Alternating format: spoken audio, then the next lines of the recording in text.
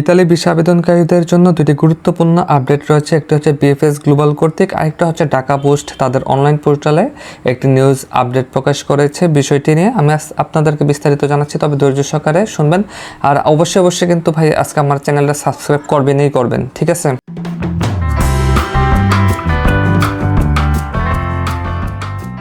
তো কথা না বাড়িয়ে মূল আলোচনায় চলে আসি। ঢাকা পোস্ট তাদের অনলাইন পোর্টালে একটি পোস্ট করেছে, এই বলে যে প্রধান উপদেষ্টার কাছে ইতালি গমন ইচ্ছুদের চিঠি। অর্থাৎ যারা দীর্ঘদিন যাবৎ আপনারা বিভিন্ন সমস্যায় ভুগতেছেন, যে 6 মাস 1 বছর যারা দিয়ে হেনস্থার মধ্যে ভুগতেছেন, তাদের কর্তৃপক্ষ হতে কিন্তু প্রধান উপদেষ্টার কাছে একটি চিঠি প্রেরণ করা হয়েছে বা স্মারকলিপি প্রেরণ করা হয়েছে।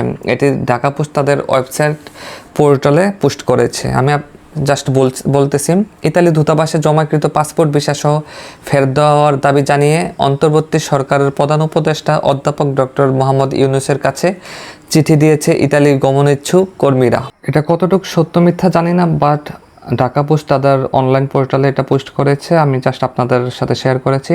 বাট এটা আমাদের আত্মবিশ্বাস যে যদি ডক্টর মোহাম্মদ ইউনূস স্যার এই বিষয়টি অবগত থাকেন, ইতালির যে বিষয়টা ভিসা সংক্রান্ত বিষয়টা, তাহলে কিন্তু অবশ্যই একটা ভালো একটা সমাধান আসবে। যেহেতু আপনারা বিগত দিনগুলোতে কিন্তু দেখেছেন আরব আমিরাতে যে 57 জন বাংলাদেশি যে শাস্তি পেয়েছিল বিভিন্ন মেয়াদে, ডক্টর মোহাম্মদ ইউনূস স্যারের সম্মানার্থে কিন্তু তারা সেই শাস্তি মওকুফ করে দিয়ে তাদেরকে মুক্তি দিয়েছে। তো এই বিষয়গুলো আসলে আমরা পর্যালোচনা করলে বুঝতে পারি যে আসলে আমাদের বাংলাদেশের ক্ষেত্রে ডক্টর মোহাম্মদ ইউনূস স্যার যে কত বড় একটা গুরুত্বপূর্ণ বিষয়। আর উনি কিন্তু শুধু বাংলাদেশেরই না, সমগ্র বিশ্বের মানুষ কিন্তু ওনাকে চেনে।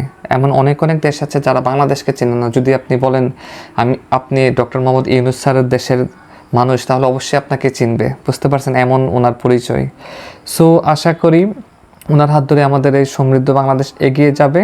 আর সে ব্যক্ত রেখে উনি যদি এই বিষয়টা সম্পর্কে অবগত হয়, ইনশাল্লাহ আমাদের বিষয়টা সমাধান হবে শীঘ্রই। আরেকটি গুরুত্বপূর্ণ বিষয় হচ্ছে বিএফএস গ্লোবালও কিন্তু তাদের ওয়েবসাইট পোর্টালে একটা আপডেট প্রকাশ করেছে। এটা হচ্ছে ইতালি ভিসা আবেদনকারীদের জানানো যাচ্ছে যে নিরাপত্তাজনিত কারণে বাংলাদেশে অবস্থিত ইতালি দূতাবাসের নির্দেশক্রমে আগামীকাল 9 সেপ্টেম্বর 2024 ঢাকা, সিলেট ও চট্টগ্রাম ইতালি ভিসা আবেদন কেন্দ্র বন্ধ থাকবে।